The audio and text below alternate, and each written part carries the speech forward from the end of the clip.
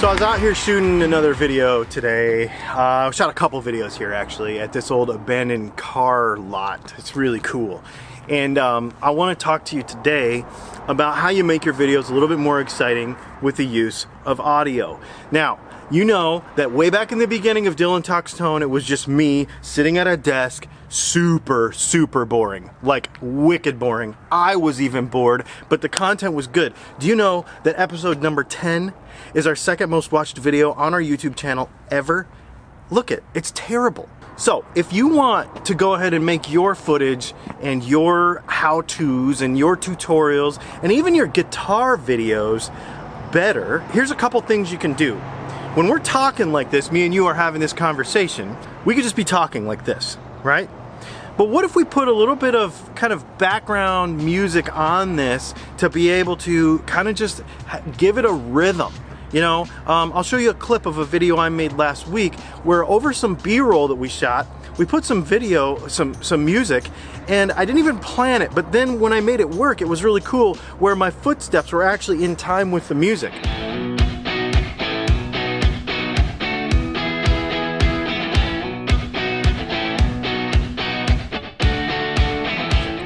The other thing you can do is you can time some video to make edits at the right place over the music, and it really makes everything kind of move.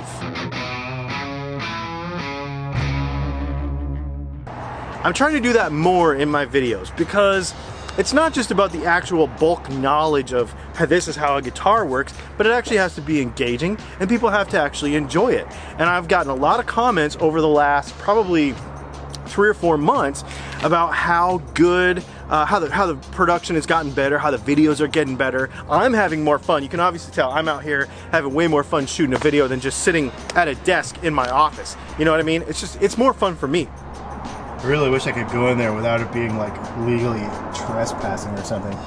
So cool. So it really doesn't matter what kind of content you're shooting.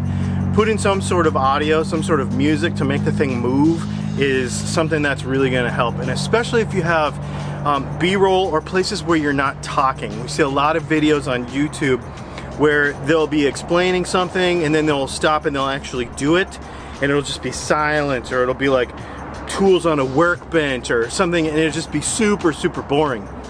So here's a question: where do you get your music? You can't just go on YouTube, you can't just go on iTunes and upload music. You'll get a copyright strike and your channel could actually get shut down if you get enough of those. You don't want that. Here's what I use. I use a company called Soundstripe. It's awesome. It's not that expensive a month. In fact, we'll put a link to it in the description below, and if you use that link, you'll actually get a discount on that service. It's awesome.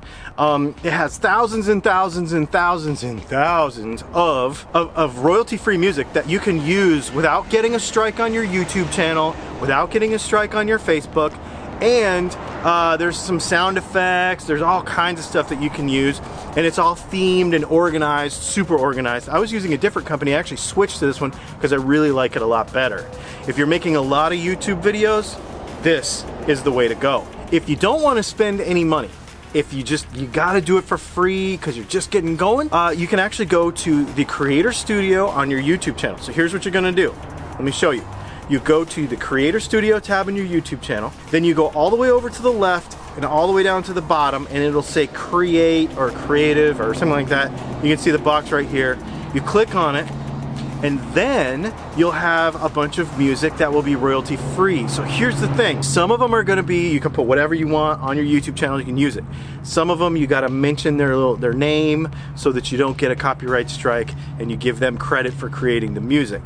Just because you can do it there doesn't mean you can do it with other music though. You cannot take Elton John something and put it onto your YouTube video and say, Elton John wrote this music, I'm giving him credit, therefore YouTube can't give me a strike. It does not work like that. So that's why I say play it safe, use the free stuff on YouTube. Facebook also has an interface like that for business pages if you have a business page. If you don't want to worry about it and you want something that's really easy to use, a company like Soundstripe is an excellent alternative.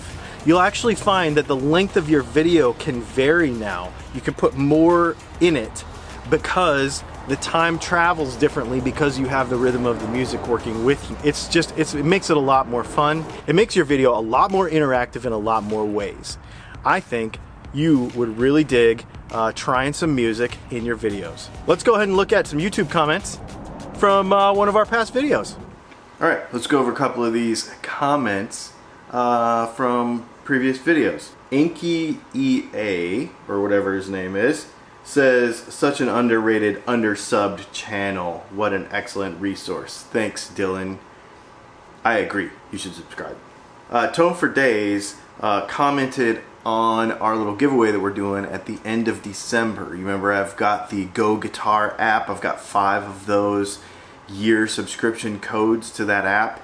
And we asked you to comment on some of these videos, or any of the videos where you see this, what your goals are for the next 6 months to a year of guitar playing.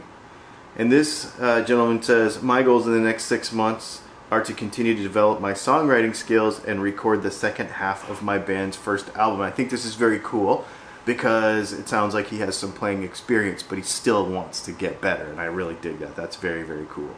And finally, Mind Design says, that neck is visually distracting like a white person at a nude beach with no tan. I would spray the neck with some tint. Everything else is great. He's probably referring to the Squier Telly neck that is very bright white maple. I agree. It's pretty bleachy white, isn't it? Well, that's some pretty fun comments from our last couple videos. Remember to check out our Patreon page because we're going to give away some more stuff, some tuners. And also, oh, by the way, on the tuners video, we got a lot of comments on that. We'll probably bring up a couple of those in our next video. We're giving away some tuners at the end of the month. We're giving away a headphone amp at the end of the month. And we've got some other really cool stuff coming on Patreon. If you go over there and check it out, you'll see what else we've got coming up and some tests we've been doing, some behind the scenes stuff. Make sure you check it out. We'll put a link to that in the description below. And until then, we'll talk to you soon.